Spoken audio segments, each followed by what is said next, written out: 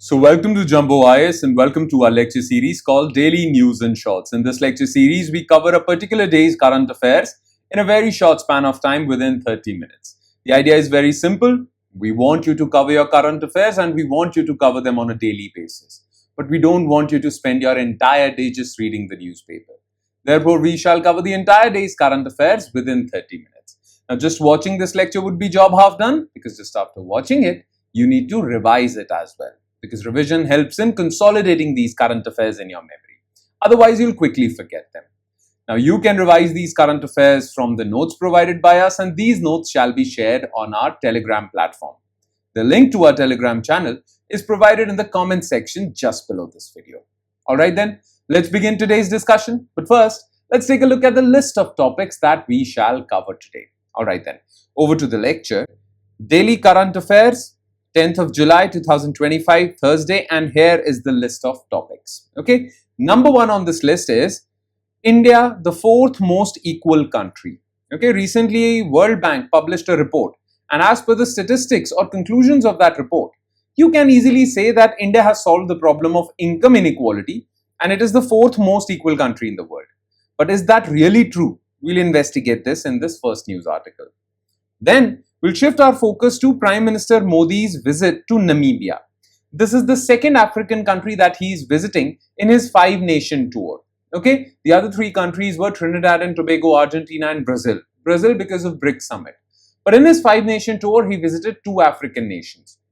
So why are we focusing so much on Africa?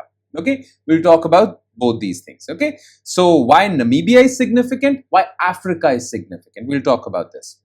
Then we all know this, almost all health experts and people who are into diets, people who are very conscious about diets, they would always say this, that palm oil is bad for you. But recently some people are saying that these health activists or these people, YouTube health experts, these people are advising against palm oil, but the alternatives they are suggesting are not so good either. And this advocacy against palm oil is not justified. Palm oil is not that bad. So we'll talk about this issue. Okay, this is related to your health. Then we'll talk about BRICS. We all know about BRICS countries. Rejection of European Union's carbon border adjustment mechanism. Now the question is, what is this carbon border adjustment mechanism and why are BRICS countries so dead against it? We'll talk about this. And in the end, we'll talk about reforms that are required in United Nations Framework Convention on Climate Change, the highest body internationally that makes all decisions related to our mitigation efforts against climate change. Okay, there is a climate conference every year. Okay, that climate conference is known as Conference of Parties. Well, these parties are parties to, or these countries who attend these conferences are parties to this UNFCCC. So we require some reforms in UNFCCC because these days criticisms are leveled against UNFCCC that it is not working effectively. Okay, so to make it effective, we need some reforms. What are those reforms? We'll talk about that. Okay, so these are the 5 topics that we shall zero in our attention on. Let's start discussing them one by one. Starting with number 1, India, fourth most equal country. Now look, this article was published in Hindu newspaper as well as the Indian Express Explained section, and it basically is related to an announcement made by the government which says that India is the fourth most equal country. The government has worked really hard. The political party in power has really done good for India's economy. India's economy is growing, plus income inequality is getting solved. That's their conclusion. That's the conclusion of, well, Government of India.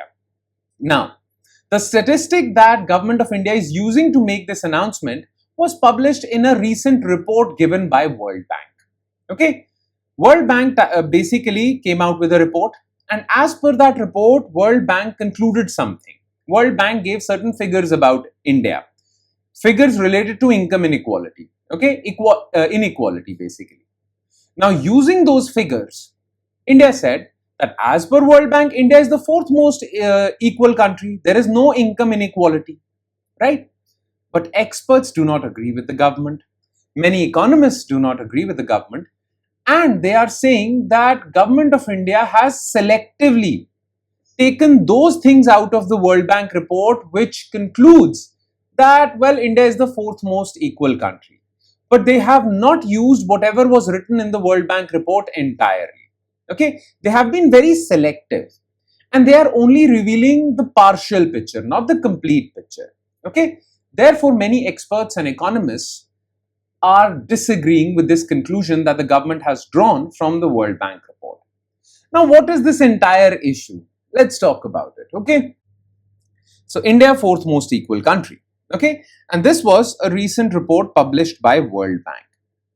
You see, whenever you want to measure inequality in a country, you measure inequality using an index known as the Gini index.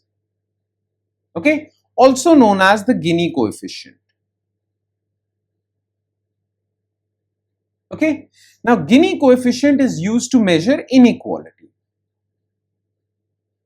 So basically you conduct a survey, right? And after the conclusion of the survey, after that survey, whatever the results of that survey are, based on that data, you calculate the Gini index for that country.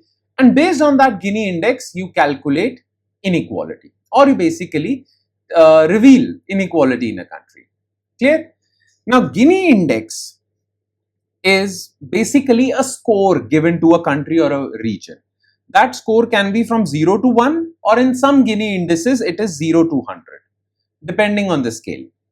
Now, lower your score. If your score is lower, if your country score is lower, okay, you are equal. That means good. If your country score is higher on this index, closer to 1 or 100, then you are unequal, bad, right? Now, as per this World Bank report, well, India has improved its Gini index. As per this World Bank report used a Gini index whose score was 0 to 100. As per this report, India has considerably reduced its Gini index to 25.5. And as per this report, only 3 other countries in the world have a Gini index lower than 25.5. That means only 3 other countries exist that are more equal than India. So, by logic, or by simple reading of these statistics, well, India can be argued as the fourth most equal country because only 3 other countries have a lower Gini index as per this World Bank report. So, Government of India picked that up, made this announcement, and now economists and experts are disagreeing with this announcement. Now, let's investigate this matter, okay? Why is government wrong? What are the arguments leveled by these experts and economists saying that the government is wrong in concluding this? Okay, first let's talk about Gini index, okay? So I've explained partially what Gini index is. Now Gini is called Gini because it is named after an Italian statistician, 20th century Italian statistician, Corrado Gini. He gave this Gini index for measuring inequality, okay? So it measures inequality on a scale from 0 to 1, or sometimes it's 0 to 100 also, okay? Higher values indicate higher inequality and lower values, well, they are good, they are better. That indicates equality. Now, Gini index is used to measure 3 types of inequality. Okay, income inequality. So basically, incomes of every person are captured and then inequality is measured. So for that, there is income Gini. It measures income inequality. Then wealth inequality. Okay. Simple, you know the difference between income and wealth. Income is what you earn per month or per year. Wealth is whatever you have accumulated so far or inherited from your parents, right? So wealth inequality is measured through wealth Gini. And then there is consumption based Gini. Now what is consumption based Gini? Well, you basically do a survey and capture the data not regarding or related to income or wealth, but the consumption pattern. Obviously, rich people consume more goods and services and that of higher value.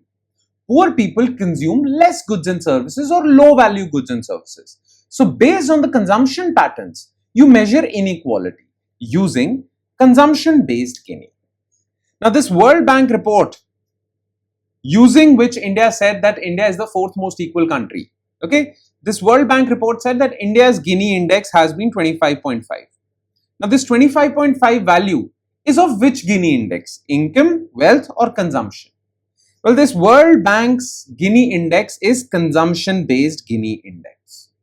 So based on consumption-based Gini index, well, there are only three other countries that have a lower Gini. So India is the fourth most equal country. Now, this is the background that you should be aware of. Now, why are people opposing this announcement made by Government of India? Why do people are skeptical about the fact that India can be the fourth most equal country? First of all, any layman, if you ask any layman and ask them that do you think in India there is inequality or equality? Any layman roaming around on the streets would say that India has stark inequalities. The rich are getting richer and the poor are getting poorer. Anyone would say that. But if you'll ask the experts, their answer would also be similar. They would also say that India has stark inequalities. Economic experts also conclude that. Then how come World Bank concluded this? Well, because Government of India is not capturing the entire picture revealed in this World Bank report. They are just selectively reading into World Bank report. So what are the problems? Okay, so why the government is wrong? First of all, World Bank released this report, and in that report, World Bank said that India's Gini index, consumption-based Gini index, is 25.5, and only 3 other countries have a lower Gini than 25.5, right? But along with that, World Bank also wrote that, well, we have severe data limitations. That means we do not have the entire data. World Bank clearly said that because we do not have the entire picture, there are severe data limitations. We do not have the entire data. Therefore, well, World Bank said that we cannot completely capture the inequality levels in India. Yes, India's score is coming out to be 25.5, but this 25.5 is coming out because of lack of good quality data. So based on the data that is available to us, India's Gini is 25.5, but we also believe that this is not the true picture. World Bank said that, and government chose to omit that. Government did not reveal that this sentence written in World Bank's report in its announcement. So even World Bank acknowledges that there is paucity of data. There is lack of data. There are severe data limitations. Then second issue is, well, for calculating Gini index, you need to conduct a survey. And there are some limitations in the survey data. Okay, there are some limitations within the methodology of conducting surveys, which do not capture inequality properly. And that is not just the case with India, everywhere. Okay, the survey methodology is flawed. And how is it flawed? Well, they say that the thing is that most of the inequality around the world is driven by top 1%, the richest people. And the rich people do not participate in these surveys. Okay, rich people generally and the top 1% generally, most of the times, ignore these surveys, do not participate in these surveys, do not give their data to these surveys. They opt out of these surveys. Therefore, these surveys do lack, or these surveys do not have proper data on the top 1%, the main drivers of economic inequality, right? So this is another flaw. That is the flaw with the survey methodology globally. Then the third problem is, and that is very important, experts believe that if you are genuinely interested in measuring inequality, well, the best form is measuring inequality through income or even wealth. Consumption-based Gini index is not that good of an indicator in measuring inequality, and there is good reason for that. Let's suppose there is stark inequality in income, but when you calculate their consumption patterns, a person who is earning 2 lakh rupees per month is also consuming same amount of goods and services as compared to a person who is earning 1.5 lakh rupees per month. Their consumption patterns do not change that much.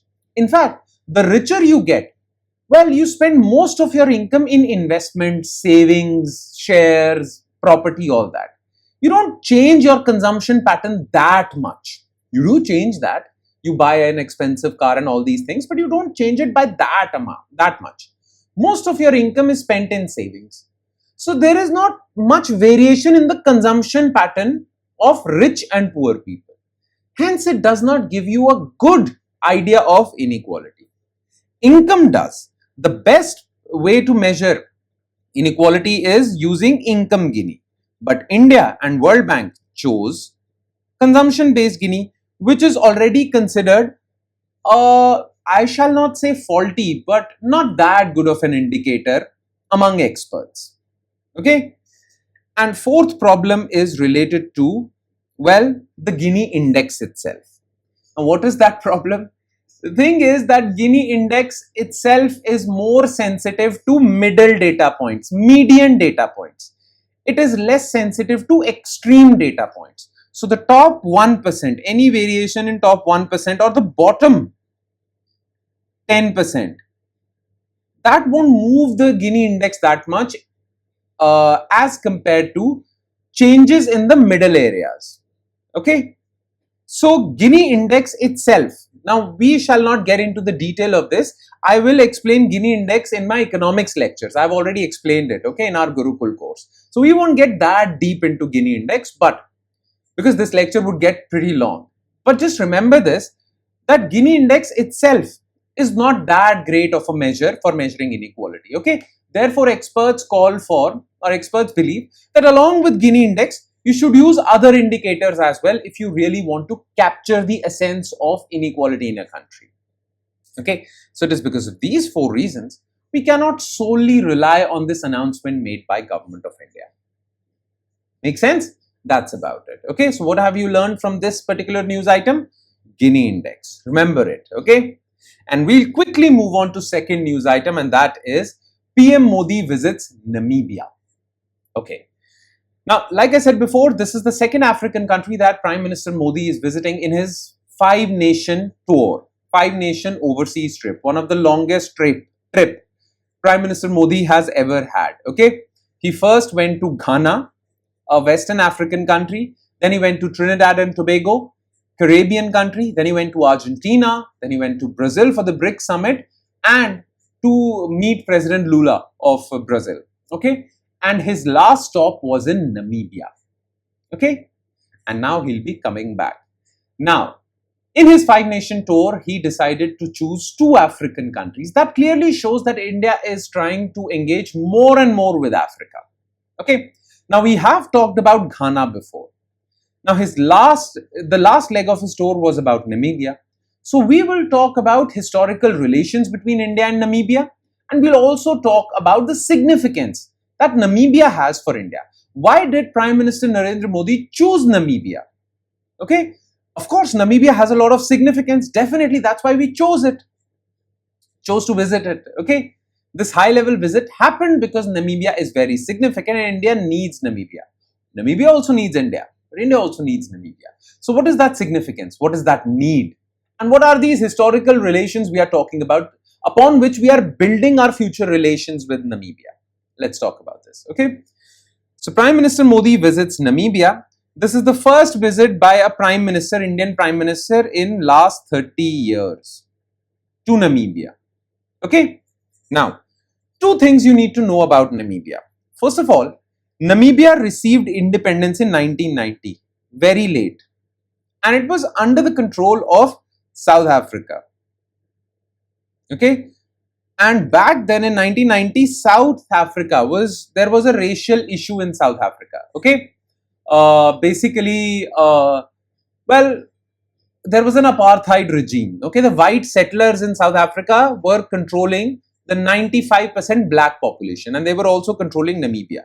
So Namibia was trying to gain independence from this apartheid regime of Africa. Okay. South Africa, basically. Clear?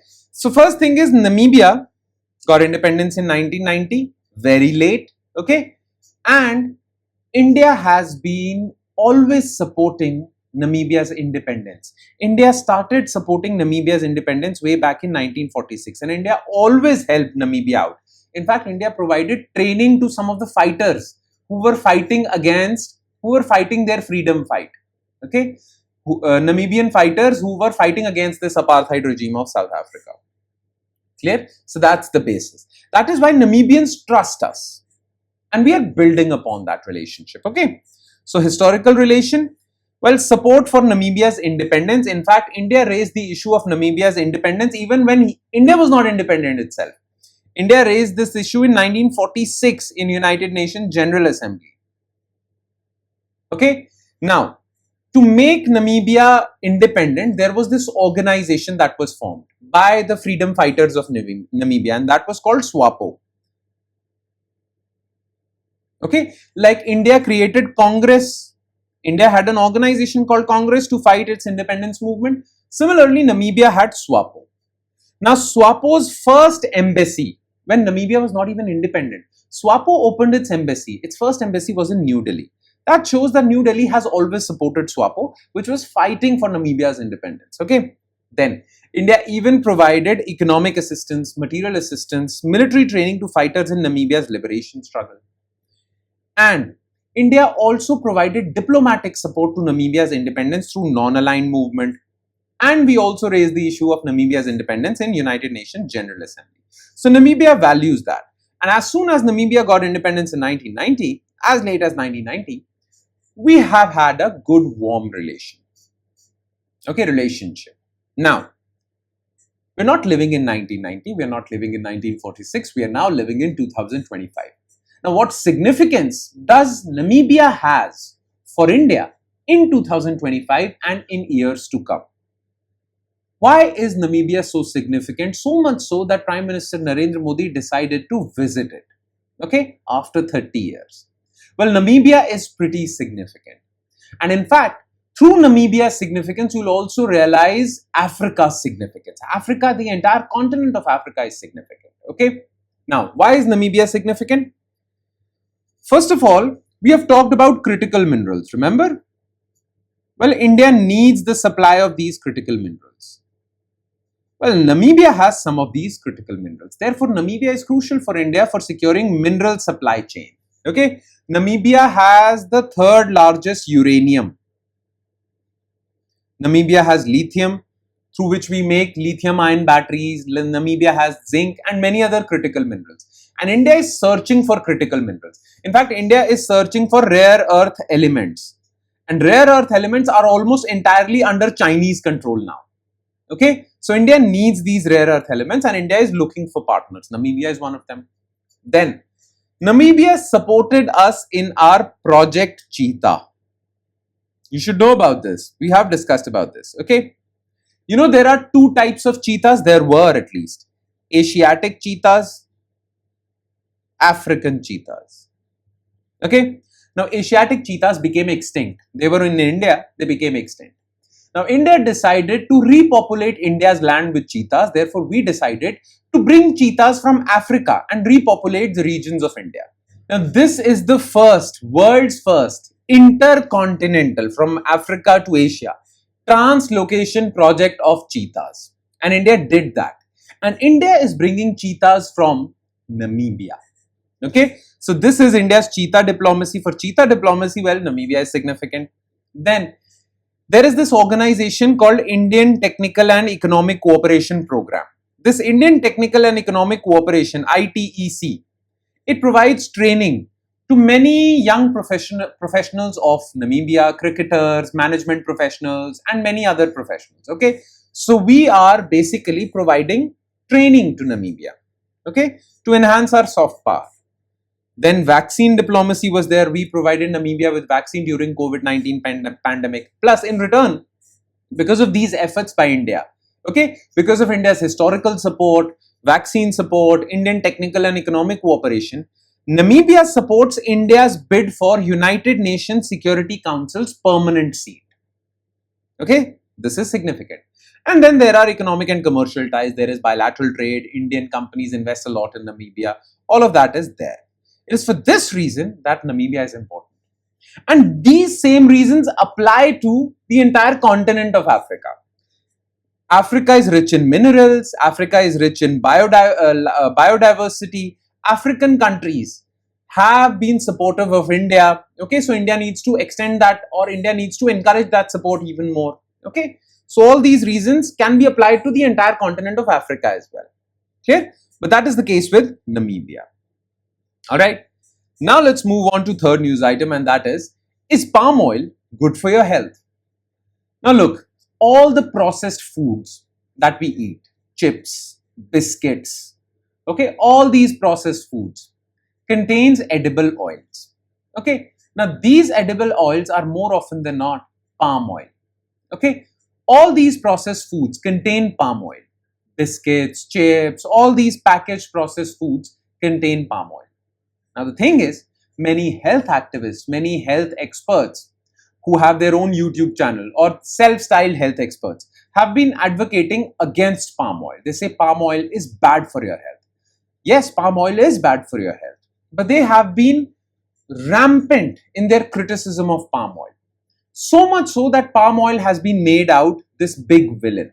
And because of that, some food companies are basically marketing their biscuits or chips as palm oil free. Okay, they market it as if that we don't use palm oil, we use groundnut oil or any other oil. We don't use palm oil at all. Okay, so I mean, palm oil has been villainized to such an extent that companies are using it as a marketing gimmick that their products are palm oil free.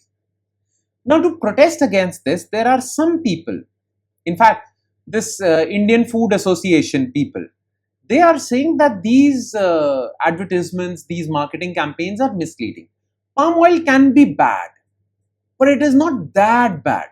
And the alternatives suggested by these people, these health experts, these YouTube health experts, the alternatives suggested by them are equally bad as palm oil. Okay, so we need more science, we need more data on all of these things before villainizing a particular product like palm oil. Okay, this is the entire issue. So we'll try to know the science behind all of this, okay, because science-based questions are asked in your prelims. Okay, so is palm oil bad for you? First of all processed foods, okay, all processed foods require edible oils. Okay, and the number one choice for edible oils by processed food companies is palm oil. Why? Well, simply put, it is cheap. It has more shelf life. Okay, it can be preserved for longer. So because it is cheap, costs are brought down. That is why most food companies use palm oil as their base for edible oils and they make these food products. But palm oil has been villainized. So what's the science? First of all, what was in the news? So Indian Food and Beverages Association has said that the use of labels such as palm oil free or no palm oil are misleading and rooted more in marketing than science. They are saying that palm oil is among the most affordable and versatile edible oils globally, valued for its long shelf life and neutral taste. Most packaged foods use palm oil and palm oil is not that bad of a deal. Okay, now which edible oils are bad, which edible oils are good? Let's talk about this. So all edible oils have these three types of fats. Okay, three types of fats: saturated fatty acids, monosaturated fatty acids, and polyunsaturated fatty acids. Okay, now remember, edible oils that are rich in monounsaturated fatty acids are good. Okay, so MUFA is good, saturated fatty acids is bad, and polyunsaturated fatty acid is also bad. Clear? Only this part is good. Now, Indian Council of Medical Research says that you should consume those oils which have very low content, very low SFA or PUFA content, and use those edible oils which are rich in MUFA. Okay, so basically you should use oils that are rich in MUFA and poor in SFA and PUFA. Now, the catch is that yes, palm oil contains a lot of saturated fatty acids which are bad. That's true. But these health activists with their YouTube channels, they are suggesting alternatives. Those alternatives are use ghee, use coconut oil instead of palm oil, right? Well, science says that even ghee and coconut oil are rich in saturated fatty acids. So they are also equally bad. So why are you saying that palm oil is bad? Even coconut oil and ghee is also rich in saturated fatty acids and poor in MUFA. sunflower oil, mustard oil, they are rich in MUFA. Okay, you can use them. But this coconut oil, ghee, they are equal to palm oil. That's what many people say. Plus, it is said that if you consume more oils which are rich in saturated fatty acids, SFA, okay, you have a high risk of diabetes, heart attacks, hypertension. Plus, there is one more type of fatty acid, fourth type, and that is trans fatty acids. This happens through the process of hydrogenation. So some oils are hydrogenated, and by adding hydrogenated hydrogen atoms, okay, when you hydrogenate a particular oil, it becomes a little semi-solid. So the preservation increases, okay. It can be preserved for longer periods of time. That is why you hydrogenate them, okay. Now, like dalda and all these things, they are hydrogenated. They are the most dangerous. Trans fatty acids are the most dangerous. Hydrogenated oils are the most dangerous. You should not consume them at all costs. Now, a fact in favor of palm oil is that palm oil doesn't need to be hydrogenated. Palm oil is not hydrogenated because it is already in a semi-solid state. So palm oil is not hydrogenated, okay. Palm oil has bad saturated fatty acids, but so do coconut oil and other oils, okay. Only mustard oil, sunflower oil, safflower oil, these are poor in saturated fatty acids and rich in good MUFA, okay. So, well, what's so bad about palm oil? That's the argument, okay. What are the health risks of saturated fatty acids? Well, ICMR says that, well, if you consume a lot of trans fatty acids or saturated fatty acids, well, these problems exist, diabetes, heat stroke and all these things, okay. Now, what is the case of palm oil? If we go by ICMR's guidelines, palm oil should be avoided as much as possible, okay. But the alternatives that are often pushed by influencers are not necessarily much healthier, okay. In fact, mustard, safflower, sunflower oil, they are healthier if we talk about saturated fatty acids, not coconut oil or ghee. So we should not villainize palm oil to that extent, okay. That's what the Food Association says, clear? But no doubt, palm oil is still bad for you because it contains saturated fatty acids. Nonetheless, the reason why I included this news item in today's lecture was to make you aware about these four types of fatty acids. Some are good, some are bad. Okay, that's about it. And now let's move on to fourth news item, and that is BRICS rejection of European Union's carbon border adjustment mechanism.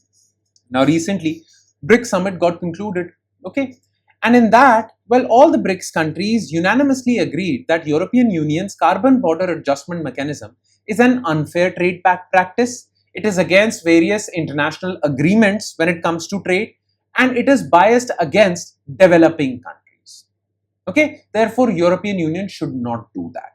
Now, the question for you to understand is, what is this carbon border adjustment mechanism? So let's quickly talk about that. Okay. All right. Now, hear me out carefully. Look, European Union is very strict about climate change. Okay, they are very serious about climate change. They fear climate change a lot. And they know that the reason why climate change is happening is because of greenhouse gas emissions. Now, greenhouse gases are emitted from various processes. Okay, greenhouse gases are also emitted through manufacturing processes. Clear? So what did European Union do? European Union has decided that we have to reform these manufacturing processes. Okay, so what European Union did is that all the manufacturers in Europe, they have told them that in 1 year you cannot emit more than a certain amount of greenhouse gases. Basically, they have put a limit on their annual greenhouse gas emissions. Clear? You cannot emit more than that. Now, all these manufacturers are used to emitting more greenhouse gases, but now European Union has put a limit on that. Yes. Now, what would they have to do? They have to basically invest in costly technologies, costly green technologies, so that they are able to follow this limit. So they have to basically fit in their factories these costly green technologies that reduce their greenhouse gas emissions so that they come below this limit. Okay. The problem is that these green technologies are costly, and because these companies are using this costly technologies, the products produced by European manufacturers also have a high cost. They become more expensive. Okay. Now, what is the challenge over here? Challenge is that India does not have such a mechanism. Okay. China does not have such a mechanism. So, manufacturers in India and China do not have to invest in these costly green technologies. So, they can make cheap products and sell them to European Union. Now, the thing is that the same pen, the same product coming from India and Europe will be cheaper than, well, if this pen was manufactured in Europe.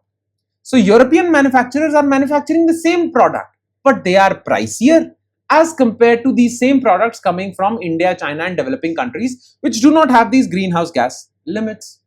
Simple. So European manufacturers have complained to European Union that this policy of yours is really putting us in a disadvantageous position because manufacturers in India and China are outcompeting us. They are able to sell products at a cheaper price and they are able to sell a lot of products, and people are not buying our products because our products are expensive, right? So what did European Union decide to do? European Union said that, look, yes, this is true. Okay. So what we'll do is that, well, we will impose a tax on goods coming from countries like India, China, or any other country that do not or that emits a lot of greenhouse gases. Okay. Now that tax would be based on the amount of greenhouse gases that product has emitted during its manufacturing. Okay. So what will happen when this pen manufactured in India will come to Europe? Well, European Union will put a tax on it. That would make this product expensive as the product manufactured by European manufacturers. So this would induce a fair competition, okay, between European manufacturers and Indian manufacturers. That's the argument given by European Union. Plus, it would also discourage Indian manufacturers to emit more greenhouse gases. So basically, European Union is saying that because of this, Indian manufacturers would also emit less greenhouse gases so as to avoid this carbon tax.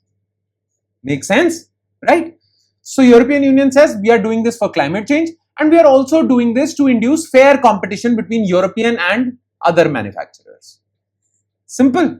But countries like India, China and many other developing countries have criticized this. Okay.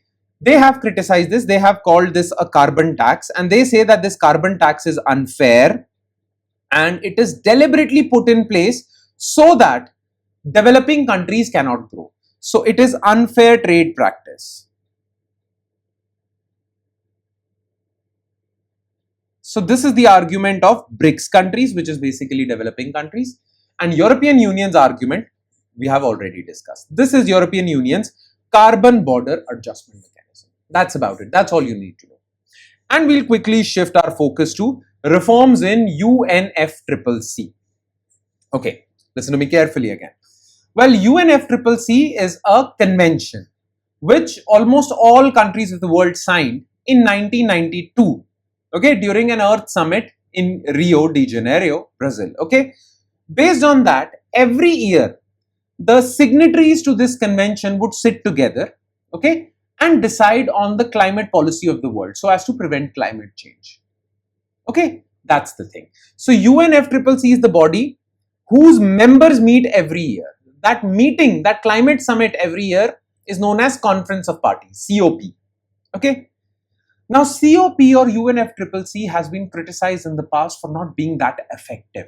And that is why many people are advocating for reforms in this body so that we can effectively fight against climate change. That's the news about. Okay, this is the news. This news article is all about. Clear? So let's discuss it quickly. Okay, reforms in UNFCCC. So what is in the news? The international climate negotiations held under UNFCCC have been facing a credibility crisis. Okay. So under UNFCCC, there is a conference of parties. Then there is this Bonn Climate Summit every year, which happens in Bonn, Germany. Okay. This is not basically a conference of parties. This is a meeting of the bureaucrats in UNFCCC basically. Okay. Now they have suggested some reforms so that UNFCCC becomes more effective in fighting climate change. Okay. First of all, let's talk about the problems. Why do people say that UNFCCC is ineffective? Okay, the problems. First of all, well, under UNFCCC, there are some targets given to different countries. Targets are also given to developed countries. When developed countries do not fulfill their targets, they are not held accountable. They come again to the conference and say, sorry, we did not achieve our targets. Yeah, sorry, that's about it. Okay, so they should be held accountable. Otherwise, every developed country would violate targets. Okay, and that's not effective. Then, USA opted out of this climate agreement under Donald Trump. And with the exit of such a big power, well, the fate of this UNFCCC hangs in a balance because United States is a significant partner. Okay, the major power.